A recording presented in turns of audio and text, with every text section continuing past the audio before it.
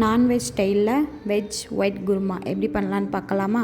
அதுக்கு ஃபஸ்ட்டு ஒரு ஜாரில் 2 சில் தேங்காய், 2 டேபிள் ஸ்பூன் சோம்பு, 2 டேபிள் ஸ்பூன் கசகசா, 4-5 முந்திரி பருப்பு சேர்த்துட்டு நல்லா மையாக அரைச்சி எடுத்துக்கணும். உங்களுக்கு தேவையான அளவு தண்ணி சேர்த்து நல்லா மையாக அரைச்சி எடுத்துக்கோங்க. அதுக்கப்புறம் ஒரு குக்கரில் தேவையான அளவு எண்ணெய் சேர்த்துட்டு அது கூட சீரகம் சேர்த்து, சீரகம் நல்லா பொரிஞ்ச உடனே பட்டை, கிராம்பு, ஏலக்காய், பிரியாணி இலை, பட்டை வகைகள்லாம் சேர்த்துட்டு அதுவும் நல்லா பொரிஞ்சதுக்கப்புறம் வெங்காயம் சேர்த்து நல்லா வதக்கணும்.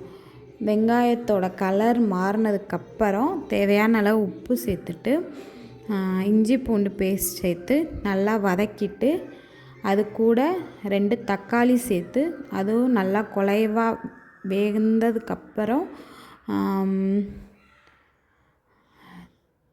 நமக்கு என்னென்ன காய்கறிகள் தேவையோ அதையும் சேர்க்கணும். நான் இப்போ என்னென்ன காய்கறி எடுத்திருக்கேன்னா கேரட்டு, பட்டர் பீன்ஸ், உருளைக்கிழங்கு,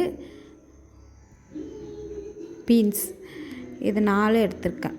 சேர்த்துட்டு காய்கறியும் உள்ளே சேர்த்து நல்லா வதக்கிட்டு அது கூட நம்ம அரைச்சி வச்சுருக்க பேஸ்ட்டையும் சேர்த்துட்டு தேவையான அளவு தண்ணி சேர்த்து குக்கரை மூடி 4-5 விசில் வச்சு எடுத்தால் நான்வெஜ் டேஸ்ட்டில் வெஜ் ஒயிட் குருமா ரெடி. உங்களுக்கு இந்த வீடியோ பிடிச்சிருந்தால் லைக் பண்ணுங்கள், சப்ஸ்கிரைப் பண்ணுங்கள். ஓகே, பாய்.